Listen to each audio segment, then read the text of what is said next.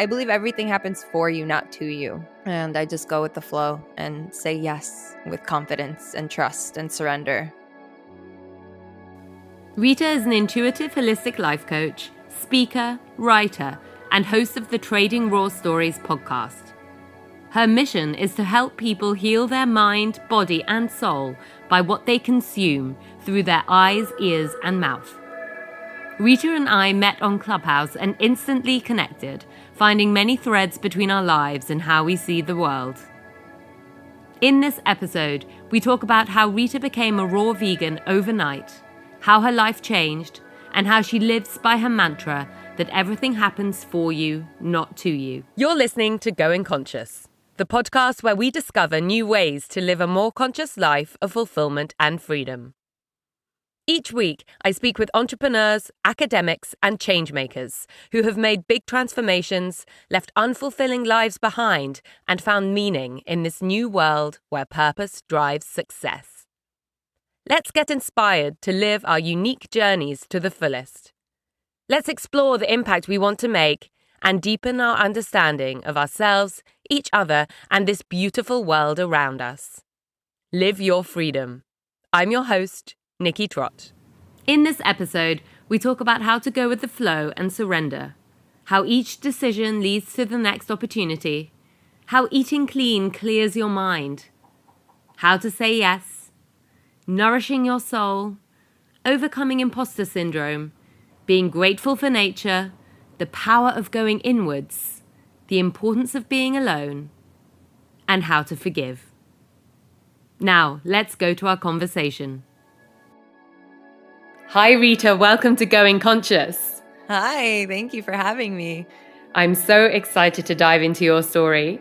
And I know that you've gone from working in a cubicle in a call center to working for Vans, going to Vegas, being in Hangover, the movie, being a teacher in various cities around the US, and then in the sales side of education, the corporate world. And now you're a coach, you're a raw vegan chef, you're a speaker, podcaster, you're writing a book. It's been such a journey. And I know that awakening has been a big part of it. So I would love to ask you a bit about that, about how you awakened and transitioned your work to align with your values. Wow, yeah, you make it sound like I'm 50 years old, like I've had 9 lives. It sounds like you've done a lot. I know, it's crazy. I just go with the flow and I let myself be guided and I say yes to things and I just trust and surrender that they'll work out, and they always do. So I believe everything happens for you, not to you. And I just go with the flow and say yes with confidence and trust and surrender and all the things. Amazing. So what led you to start to awaken and align with your values in what you were doing? Yeah, so it's funny because originally in 2007, I was sitting in a cubicle working a regular job, and one day it just hit me. I was like, this is not where I belong. This is not what makes me happy. This is not where I'm supposed to be. And so I looked up a new job while I was at my job, just on Craigslist. And this was back in 2007. So it wasn't creepy yet. Everything on there was pretty legit. And so I went on and I found this application for a tour. And I'm like, I don't know what this is, but I did it anyway. And long story short, I went through the whole process and they called me and they're like, congratulations, you made it to the next round. You made it to the next round. You made it to the next round. We want you to fly to New York to audition in person. I'm like, okay, cool. Yay. Excited and saying yes and not hesitating, not thinking, oh, this is going to cost me how much to fly to New York? I need a hotel room. Can I get the days off? Like all these different things. I go to my boss and I tell her, hey, I need these few days off so that I could go to New York to audition for this. And she's like, no, I'm sorry. We can't give you the days off. And so your average person with the fear-based mindset, worrying about money and needing the job and having to pay bills, and they would just say, no, I can't go. I guess, I have to go put my head down. I need this job. But I went straight back to my cubicle after I told her, well, I'm still going. And I booked the flight and I booked the hotel. And before you knew it, I was auditioning in New York, got chosen out of thousands of people to wake up every single day on a tour bus alongside Katy Perry and 100 other bands.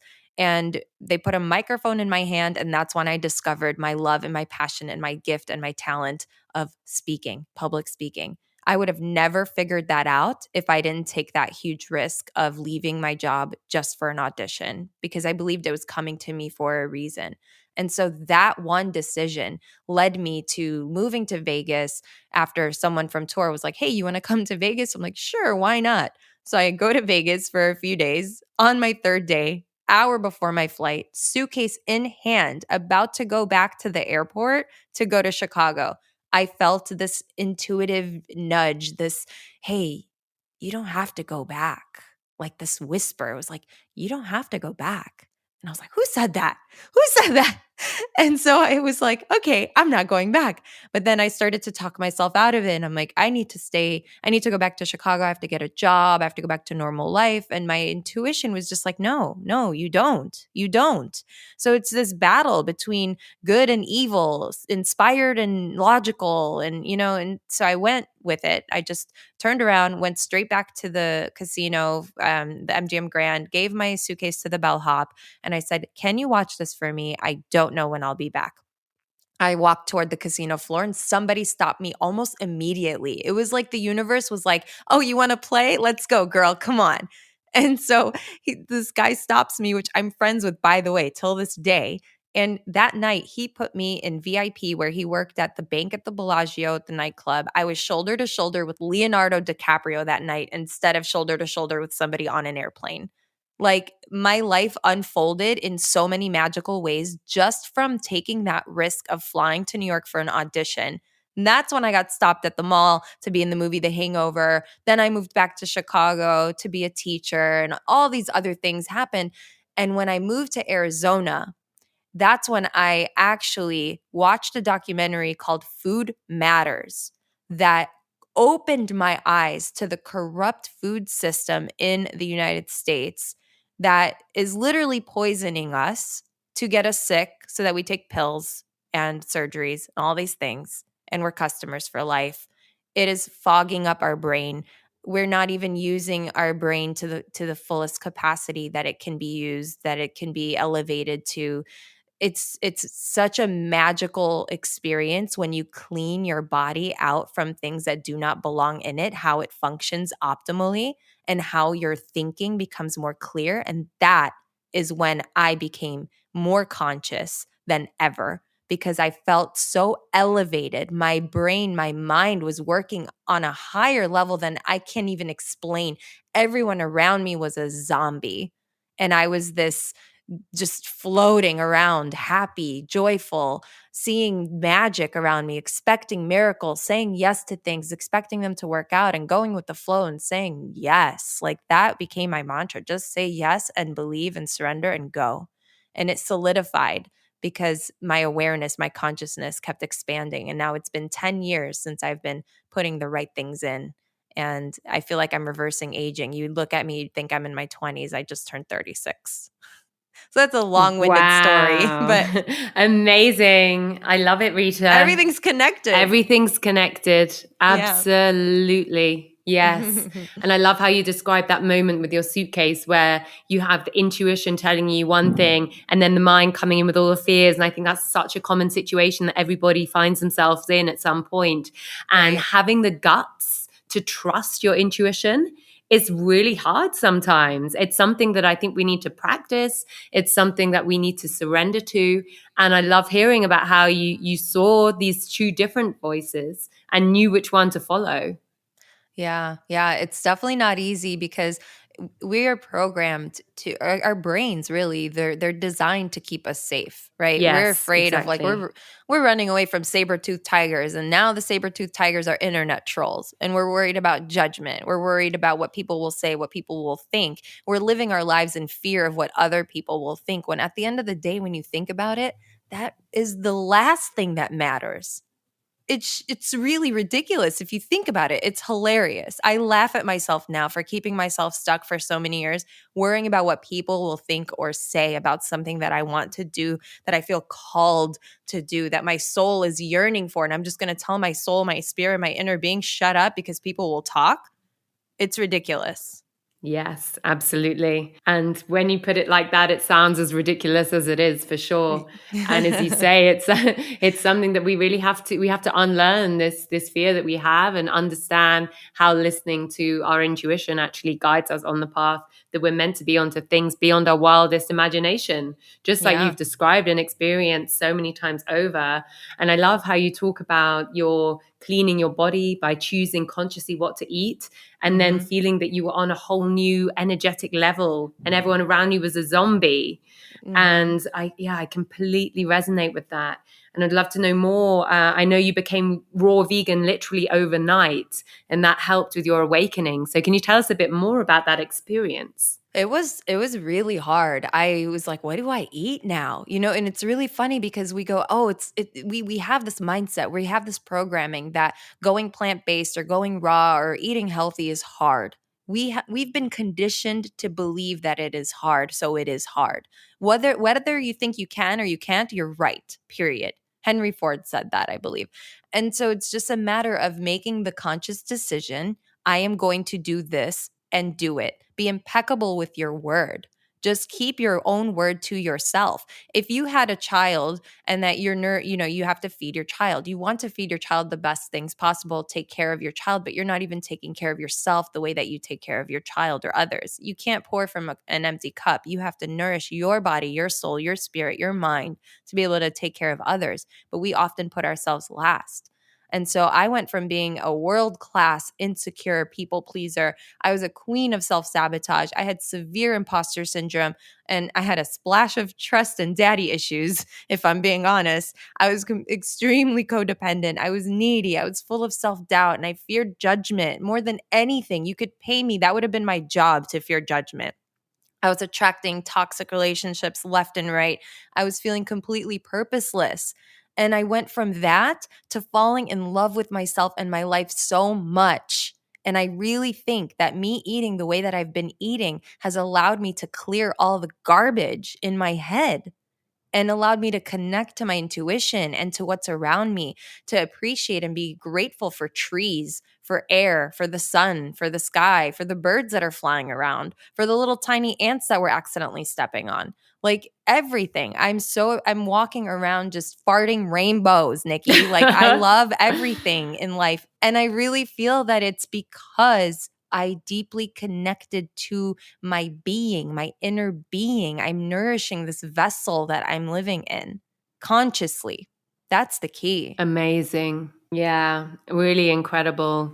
And I've had my own journey with becoming vegan and completely changing how I ate as well. And that really, really resonates with me. But it was such a key part of my spiritual journey. I can't really separate it from the progression that I then made. But I completely agree with you. For me, I found what I discovered after being vegan for a few years. I came to understand that in society, we think of it as a constraint, Mm-hmm. as a lack of freedom. And Mm-hmm. then I came to understand that eating vegan was the greatest freedom I could have. It was freedom from guilt, freedom from knowing that I was harming myself, the earth, animals, living beings, and everything that we harm. As we know, we're all connected, it harms us. Freedom from having to carry that and pretend to myself that that wasn't wrong. But also, like you described, then having such incredible clarity and energy. And I also found that I completely connected into my true self. At the same time, I also started to integrate my body into my being, where Mm-hmm. before that, for the first 30 years of my life, my body was just a shell that I moved around in, and I put clothes on and I pushed to its limits and was proud not to need much sleep. And, it wasn't actually something that really felt like part of me. And so when I started to also integrate my body, I think that was so connected to becoming vegan. Mm-hmm. And that's what really transcended me then into a new area, and just realizing that I will not do anything that goes against my values because it's easier. Because for someone else, it's just a bit easier if I go around to their house for dinner and I don't have to tell them I'm vegan first, and that's what I think then gave me that confidence in following and pursuing my purpose, my values, and my own truth.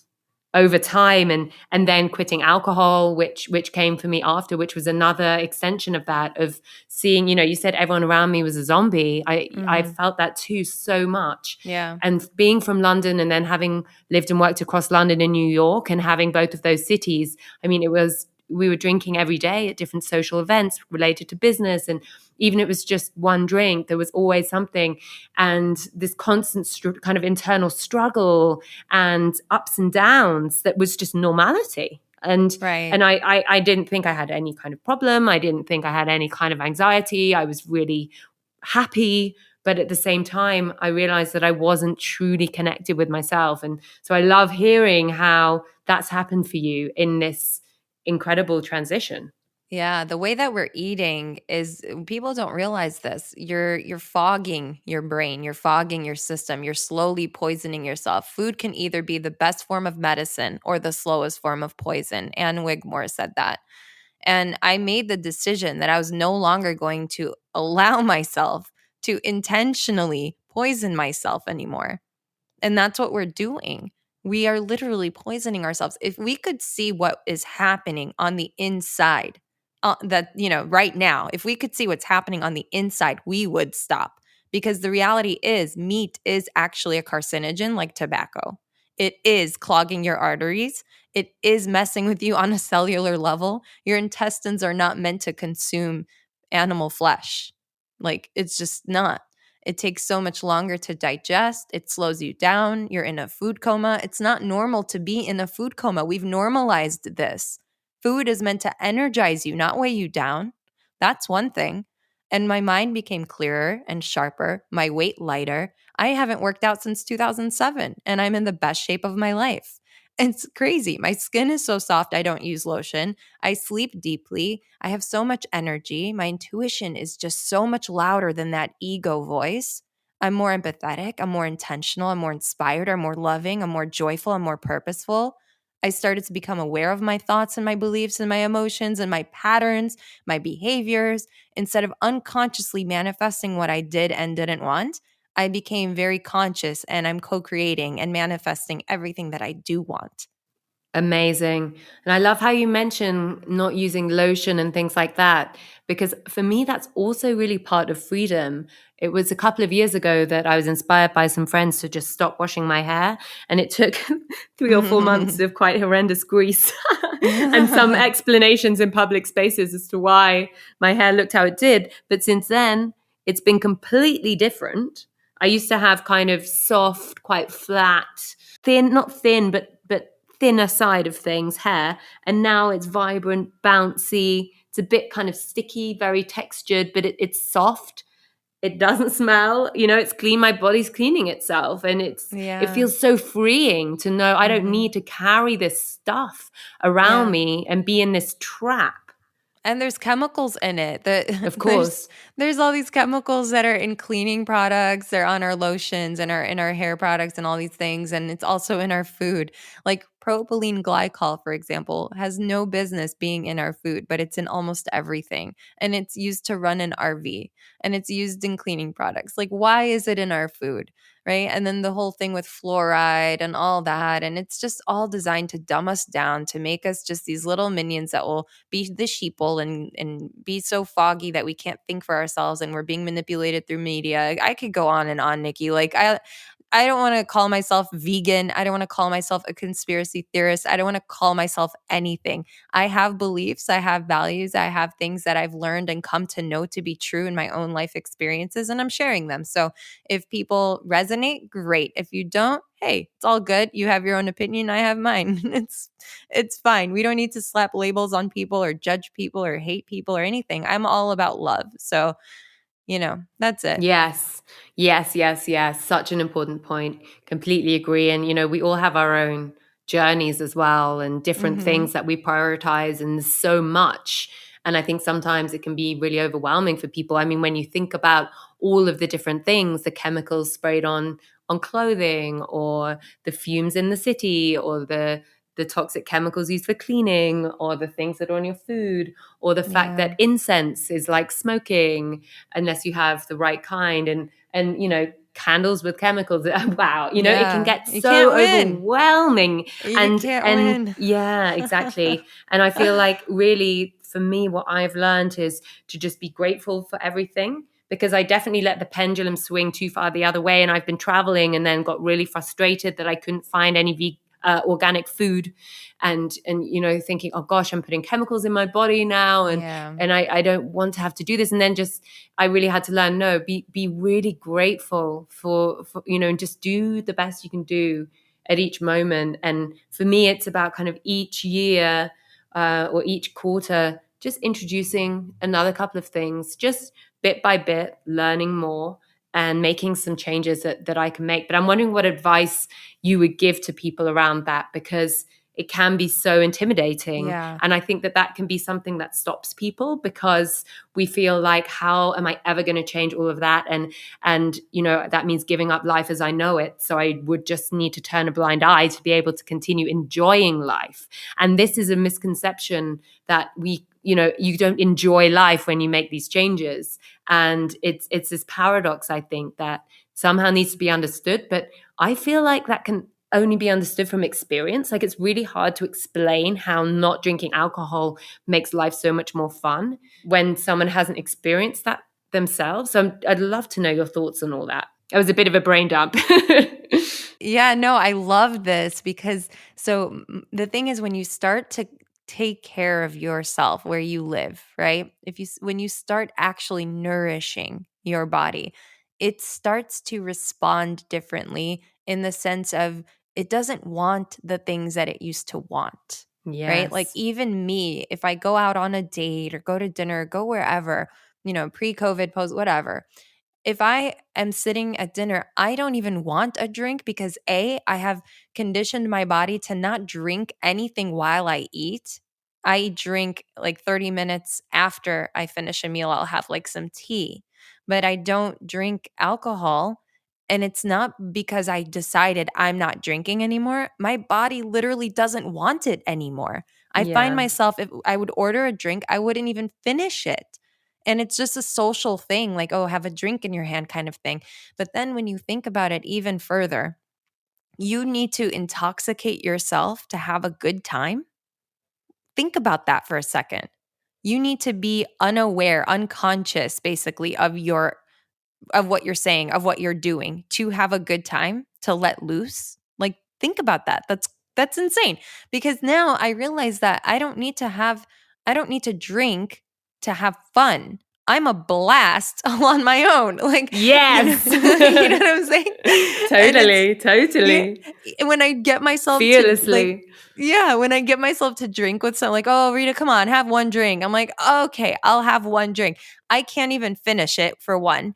And two, I end up getting a headache immediately. Just like I just went to CVS before jumping on this call with you. I'm in the cleaning. What's CVS? CVS is like a Walgreens, like a Okay. convenience store, Yeah. drugstore, whatever. So I walk in there and I'm getting some things that I need, and I find myself in the cleaning products aisle to get like paper towels or toilet paper or something. And I can't even stand in that aisle for more than a second. I got an immediate headache from the rush of all the chemical smells. And once upon a time, that didn't affect me at all. People are in that aisle all the time and it does not phase them. But for me, I'm like, oh my God, get me out. I can't stand here. I can't stand here. And that's the same thing with cigarette smells. I used to smoke back when I was 18 years old, graduated from high school, got out of my relationship, and just was like, F it. I'm going to, smoke cigarettes, bought a cigarette pack. And I would smoke like one pack a week, if that. So I was just a social smoker. I wasn't addicted or anything like that. And then one day I just stopped. Like, I'm able to make a decision and stop doing something because I'm deciding to stop. And that's the thing that people don't realize. You are in control of your own life. You make the decisions. You choose to be happy. You choose to smoke. You choose to drink. You choose to eat crap that's poisoning you. You have control. Don't give up your control to your mind that's telling you you can't do something. Turn it around and go, yes, I can, and actually do it and Yes. figure out the solution. Don't make excuses as to why you're stuck What's the solution to get unstuck? Take action. Do it. It's all in your hands. Your life experience is completely dependent on you, your actions, your beliefs, your thoughts. No one else is making the life that you're living. You are, period. Amazing. I love that so much, Rita. And I was giggling to myself when you were talking about standing in the chemical aisle. I just had the same when I go into a taxi that has an air freshener or, God forbid, one of those Christmas trees that smell. Yeah, it's And powerful. I can't handle it. And I have like a kind of migraine for an hour afterwards. And Yeah. I think that the more that we cleanse our bodies and our systems, the more susceptible we are. And I love how you talk about this kind of empowering notion of being able to just say no. And I've experienced that so many times in my life as well, that as soon as we say, I can't stop, it's really hard. Yeah, then it's really hard. Yeah. But we all have our own choice. And it's not about us saying, you need to stop this, you need to change that. Not at all, never. It's about saying, what do you believe in? What really matters to you? How do you consciously want to live? And then making that adjustment. And actually, it goes back to the alcohol thing for me, because I realized, like you described, before I stopped drinking alcohol, my body was more and more just saying, you don't need this and you don't want this. And I wasn't finishing drinks. But I still was in situations where I was so unconscious about how I was consuming drinks, because you'd be in a nice bar and someone says, hey, I'm getting the next round. And you're in mid conversation. You go, oh yeah, thanks, and then your next drink arrives, but you didn't really ask yourself, would I like another drink now? Is that something that I would like to do and that I would like to put in my body? And most of my alcohol consumption was like that, actually, I think, for a long time. So totally resonate with what you're saying.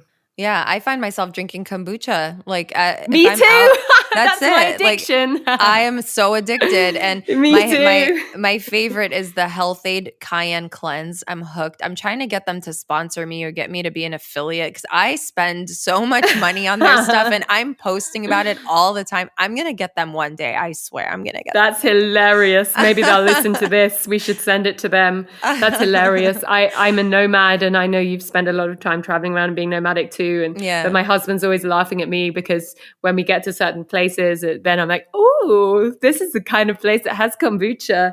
And I'm in Mexico right now. I don't know the one that you're talking about, but maybe they have it here. But me too. But, it's funny because I don't drink caffeine either, because I also realized that caffeine was really taking me away from my kind of true self and giving me the sense of addiction, of reliance, even though I never felt that I craved it. And I think that's the thing we have in our society, the sense of you're either addicted or you're not.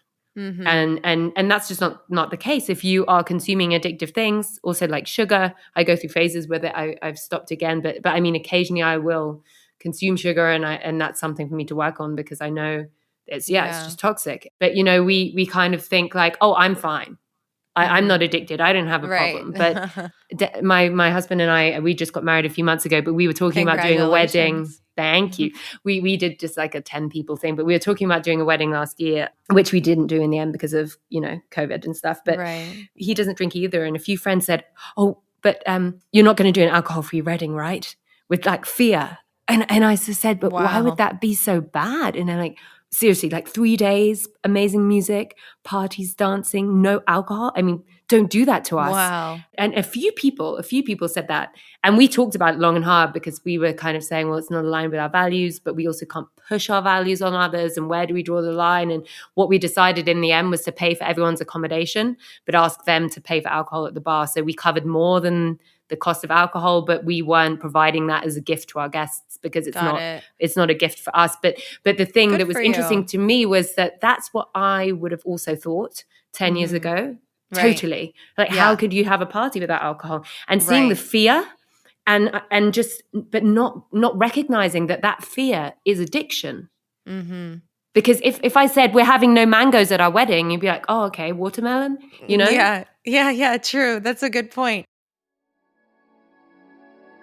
If you enjoy Going Conscious, please subscribe for a new episode every Wednesday. If you think your friends and networks would benefit from listening, please share this podcast of fulfillment and freedom with them. And if you listen on Apple Podcasts, please rate and review. It's great to read what you think, and your support makes a big difference. Together, let's grow our courage and tools to transform and live the lives we really want to. As well as creating Going Conscious, I work as a transformation coach and conscious brand consultant. I'm on a mission to help holistically maximize conscious entrepreneurs to drive positive changes for themselves, others, and the planet. I can help you to transition and level up personally, and I can help your brand grow and make a bigger impact. To connect with me and find out more about how we can work together, find me on Instagram at Nikki Trott or on my website, nikkitrott.com. Please get in touch. I'd love to hear from you, and let's talk about your path of growth and development.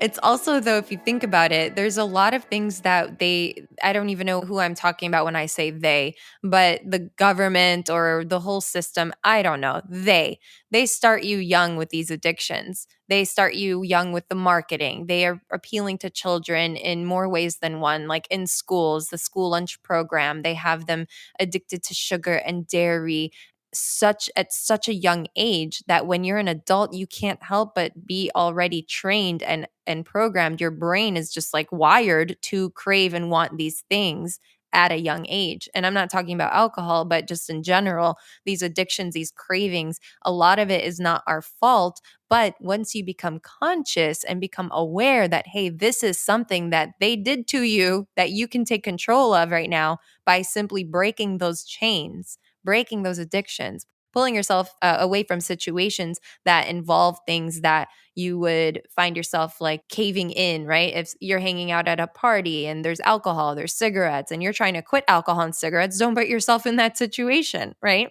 Yeah, it's so true. But I think also, there are so many rituals, aren't there, that are so important to us and important to our culture, to our family. And I have friends who, when we've talked about this kind of topic, they also say, well, my dad's favorite meal is this lamb, blah, blah, blah. And my mom makes it on his birthday. And I don't want to remove myself from this kind of ritual. And I think that that's also a really important thing, is how we have rituals. And that's such an important part of our culture and how we connect. Mm-hmm. And Yeah. so I think also creating new rituals is really important. Yes. Maybe people think that we're weird when my husband and I order 2 champagne glasses and a bottle of sparkling water when we're celebrating something, but we don't care. For us, it's funny. We're clinking the glasses, and I love that. Yeah, I drink my green juice in a wine glass, and when people go, "Oh, hey, I'll come over, I'll bring a bottle of wine," I'm like, "Okay, you're drinking it by yourself." Like, I really don't drink. I really don't want to. I don't care to. It gives me a headache now, and I don't need to be buzzed or drunk to have a good time. And I often find myself, even on New Year's, I went to a little get together that some people had at a house, and they were drinking and offering me drinks left and right. I'm like, no, I'm good, thanks. I'm good, thanks. And I always put myself in a position where I'm driving so that I ensure myself that I do not drink, right? Yeah. But the other thing is when they were offering me drinks, and then you can tell they're getting drunk and drunk and drunk, and I'm the sober one watching them act like complete idiots. And it's like, wow, if I recorded you guys and showed you yourselves tomorrow, you would be embarrassed for yourself. You would not want to be seen this way. Like that is the thing that I started to become aware of, how people behave when they are drunk. And I'm always thinking like, God, I should record you and show you to yourself tomorrow. Yeah, Maybe yeah. that'll make you stop. My husband said something that when I just was listening, when a friend of ours asked him why he stopped drinking, and he said he realized that he was brought further from his true self, and he would do things that weren't truly him, even in the very, very smallest. I mean, nothing, even memorable or specific, but just that's what it did. But I think it's also like, just as it's really important that people are not offering drinks to people who don't want to drink, it's kind of out of respect, just as it's out of respect that people who don't drink are not telling other people that they shouldn't. And, just being an open door for anyone who wants to talk about it, but without judgment, and with accepting that we all have our different journeys and different things to go through. And, I haven't told anyone, okay, that's not true. One good friend of mine I had an intervention with because they had a problem with alcohol that they completely accepted as soon as I made the intervention. But otherwise, I haven't told anyone not to drink.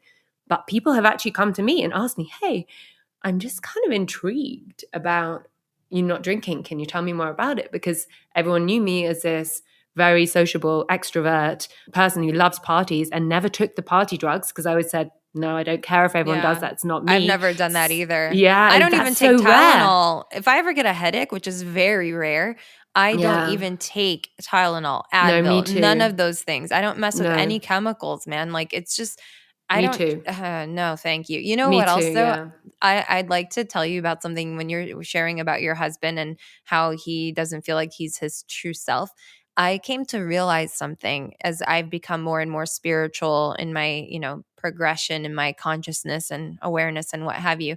I realized that when you are drinking, when you're getting drunk, you are losing your own self awareness, your own consciousness, and you're surrendering to evil spirits, essentially. Alcohol is called spirits, right? So then when your body is numb, you're not able to control your thoughts and yourself over your body, then an evil spirit comes in and has a field day with your human physical form. Yeah. And that's why you start behaving in the ways that you normally wouldn't, because it's literally not you. Another spirit has come in and is having fun with your body and making you do things and say things. It's interesting to think about it that way. That's a really interesting way of looking at it. And I really appreciate that point of view. And I need to think about that. And what I've seen a bit differently is that when we are drinking and kind of going away from ourselves or consuming different types of drugs, with not psychedelics and medicines, but chemical drugs, we are changing ourselves. And I never understood that before. But all of the neural pathways that we create in those experiences become part of us. So if you are taking a substance, a chemical, which changes how you behave, the more you do that, the more you are permanently changed. And when I came to realize that, I saw things very differently and understood that it's not just messing around and making a mistake and being stupid. It's choosing how you want to evolve, because we're always changing, as we know. We're ever evolving creatures. Right. Right. Yeah, and that's the thing is people stay in their comfort zone. They are who they are. Their habits are deeply rooted, ingrained. A lot of things coming from our childhood that we're not healing, we're avoiding, we're suppressing, we're filling the void with different things, people, alcohol, going out partying. And that's why I think that COVID was actually a blessing in disguise to a lot of situations. And I obviously, have I'm conscious and aware of people losing their lives and all the things and losing their jobs and all the things. And I really believe everything happens for you, not to you. And it's also possible that you manifested certain things because a lot of times what happens is you are stripped away of everything that you identify with because it is a false identity. It is your false self. It is what you're wearing as a mask. It is not your true self, right?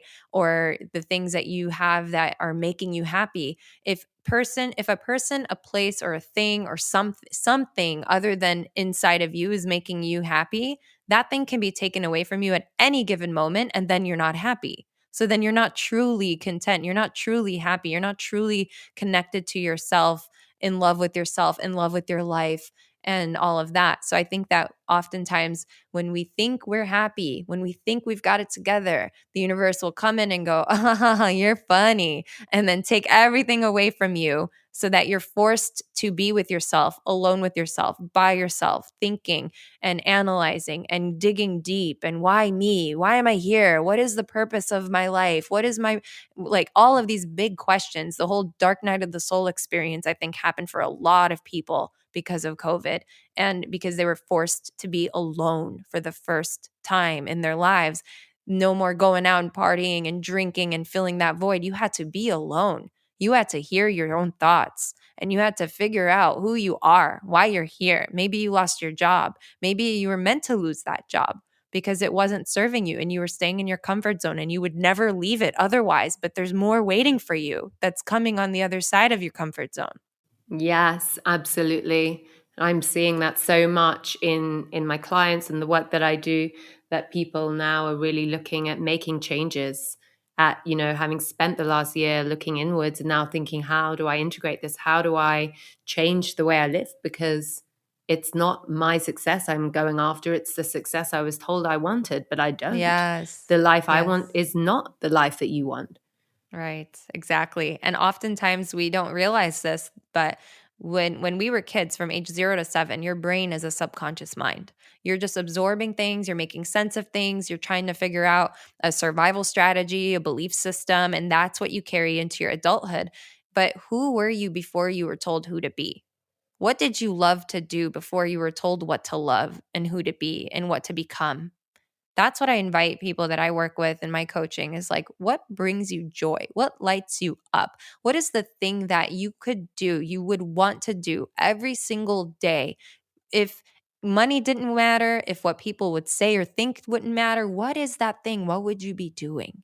And that is really what your inner being, your soul, your intuition is guiding you toward, that you're talking yourself out of all the time, out of fear. So beautifully put. Thank I you. couldn't agree more. Yes. Yeah. And when you pursue whatever that is, you take one little baby step, you guys, one little baby step toward it. I guarantee you the next step will appear and you'll go with the flow and it'll be easy. Yeah. It's supposed to be easy. It's not supposed to be hard work. But when there is a roadblock, right? And a roadblock could be a no.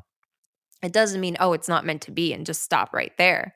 It's like, okay, let's see, maybe that just wasn't the right path. There's another path to this thing and just keep Yes. going. That's it. I love That how is you it. describe that as easy, because there is so much fear, as we know, with change and from our subconscious conditioning. But like you say, if you just take each small step as it comes, it is easy. And you don't know Mhm. where it's going, but you don't have to know. So you Right. don't have to have a big 10-year mastermind strategy. You can Right. allow yourself to be guided. Of course, you then put strategies in place, but it's, It's funny. yeah. When you have a plan, the universe has a funny way of telling you, haha, I don't think so.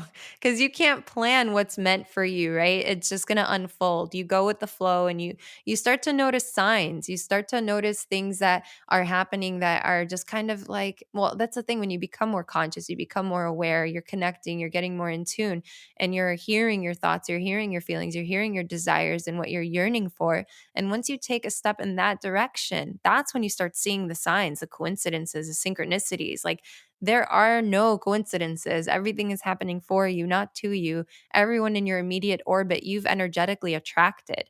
Because even with what you're eating, food is energy, right? Like I said earlier, food can either be the best form of medicine or the slowest form of poison. So if you're eating something that's bringing you energy, it's raising your vibration. If it's closer to the sun or deeply rooted in the soil, energy, right? And so it raises your vibrational frequency. And when you're thinking positive thoughts, those are high vibrating frequencies. When you are around positive, happy people, that's raising your vibration as well. When you're watching things on the news that's depressing and scary and fear based, it is bringing your vibration down. And so it's just a matter of being aware of what your vibrational frequency is at, and you're attracting that into your awareness. You're attracting that into your immediate orbit. Everything that's around you, it's an energetic match to where you are currently, what your vibration is. Absolutely love that.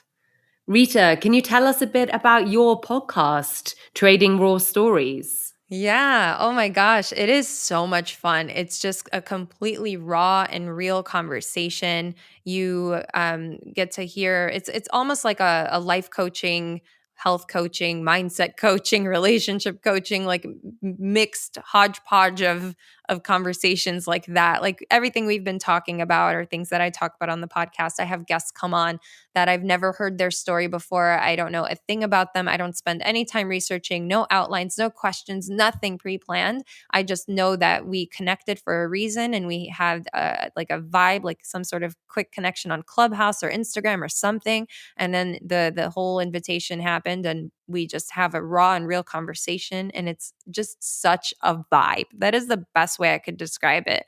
And it's helpful if you're trying to figure out what your life's purpose is, if you're trying to heal from a relationship or from something in your past, some trauma, toxic relationships, especially given that I've had a good history with that myself. But yeah, it's a good time, the podcast. It'll help you raise your vibration, manifest your dreams, and keep you becoming more and more or aware and conscious, higher consciousness. Amazing. I love it. I love your podcast. Thank And you. I love that you also follow this real conversation and allowing things to flow. I also don't like to kind of stick to a template because it boxes me into kind of presumptions that I might have had before we started. And I love to see the wild corners we can go to just very naturally. And I love how you Yeah. talk about that kind of energy and synergy. And we also connected, didn't we, on Clubhouse? Yep. We didn't have much of a long exposure to each other, but there was just a vibe and energy, and it was clear we had to talk. And now I know why. Exactly. Right. And I see, could that's what I continue mean. talking to you forever. Forever. But Yeah. as we're coming to the end of our time, Rita, I would love to ask you, what does success look like to you, and how has this changed over the incredible career path that you've taken? That's such a great question. If you asked me what success was 10 years ago, I would say, oh, to be a doctor, a lawyer, or own your own business, or become a teacher and have this much money or that much money. But now, where I am in my life, success is just feeling happy and having gratitude and loving life, feeling good, just being happy, feeling joy. That is success, because you can have all the money in the world. You can have all the things, all the materialistic things, and check all these boxes. But at the end of the day, if you can't be alone by yourself and happy, there's something wrong. And how can you be successful if you can't even be alone by yourself with your own thoughts and be happy? Yes, that's incredible. I love that. And I think that's such an important topic and something we could do a whole other episode about the sense of kind of yeah, not being able to be alone and with ourselves and this huge pandemic of that which exists and keeps people in a state of fear. If I could give one little bit of advice to Please. everyone who's listening, I just want to share that it all starts with what you put in, on, and around your body. You can control what is in your awareness, in your environment, in your body.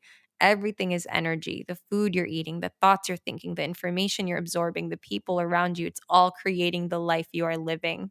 Yes, yes, yes. And I love how you touched on the people who we surround ourselves with as well, and how much that affects our vibration and how important that is too. Wow, thank Yeah, you. even forgiveness, like anger, resentment, forgiveness, like all of these energies. These are all things that we're having to. So say for example, forgiveness.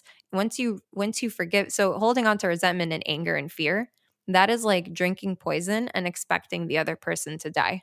And Yes, I actually know that quote. I love it. I got that from A Return to Love, Marianne Williamson. I think she may have gotten it from A Course in Miracles. I don't know. Mm, But I always say that to people because it's like, just become aware of what you're holding on into your body, like what thoughts, what feelings, what emotions, because emotions are energy in motion. Literally, that's what it means, energy in motion.